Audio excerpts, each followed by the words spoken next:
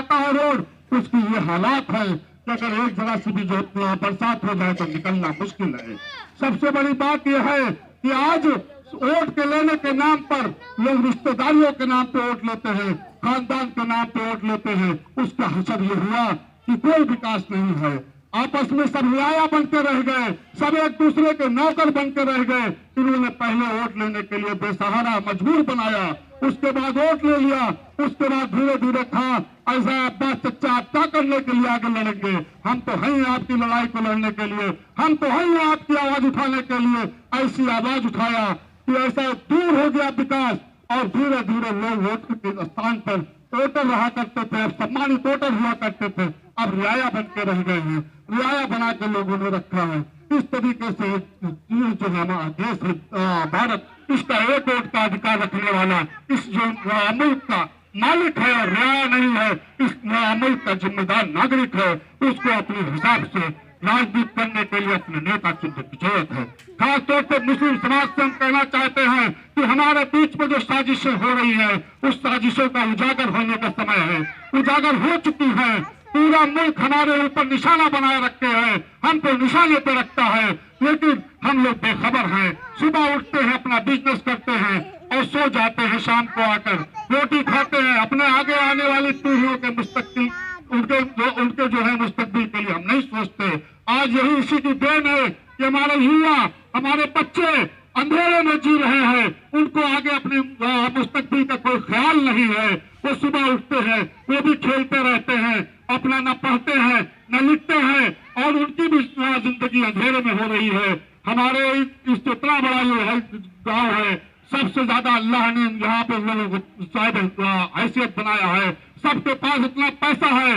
अब लोगों को सिर्फ अपनी जिंदगी से फुर्सत निकाल कर इस राजनीति में भी अपना हस्तक्षेप करना पड़ेगा, राजनीति को भी आगे बदलना पड़ेगा, अपने बेटे को आगे लाना पड़ेगा, अपने बच्चे को IAS बनाना पड़ेगा, अपने बच्चे को अच्छे स्कूल में पढ़ाना पड़ेगा, तब जाके हमारे मुस्लिम समाज का नाम रोशन होगा और अच्छा जो है माहौल बनेगा। इसी के साथ हम तो बहुत दिनों तक सोचते रहे, हमारी तो प्रधान जी से भी आए दिन हुआ करती थी बात, मुस्लिम भाई से भी हुआ करती थी बात, जो हमारे जो पप्पू भाई ट्रांसपोर्टर है उनसे बात हुआ करती थी। अब्बास चचा तो अपने मिलते नहीं है, लेकिन बहुत लोगों से हमारी बहुत नजदीकी से बात हुआ करती थी कि भाई ये कारोबार करने से हमारी जिंदगी नहीं चलने वाली, आज कारोबार से हमारी अपना माहौल तो बदलेगा, हमारे परिवार का जो है हैसियत बदलेगी। लेकिन हम बहुत अच्छा मकान बना ले, बहुत खूबसूरत मकान बना ले, लेकिन उसका माहौल ऐसे नहीं ठीक होगा। हालात जब हम अपने जो है जो उसके निकल कर बाहर आएंगे, उसका भी अच्छा होना चाहिए माहौल जब अच्छा होगा तो हमारा अच्छा मकान भी अच्छा लगेगा। और इसी के उसमें सबसे बड़ी सोच रखी गई कि अब निकल के मुकाबला किया जाए इन तमाम सोच के लोगों का।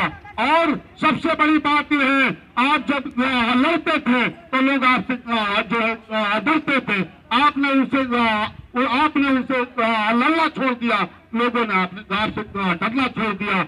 आप अब शुरू करिए लड़ना, लोग आपसे डरने लगेंगे। एक जमाना था इस इलाके का, एक इतिहास था इस इलाके का कि दूसरे की पंचायतें यहाँ होती थी। आज उन लोगों की हिम्मत नहीं है। आज 3% लोग जो राज कर रहे हैं हमारे ऊपर, वो लोग हमारी आते हैं पंचायत यहाँ करने।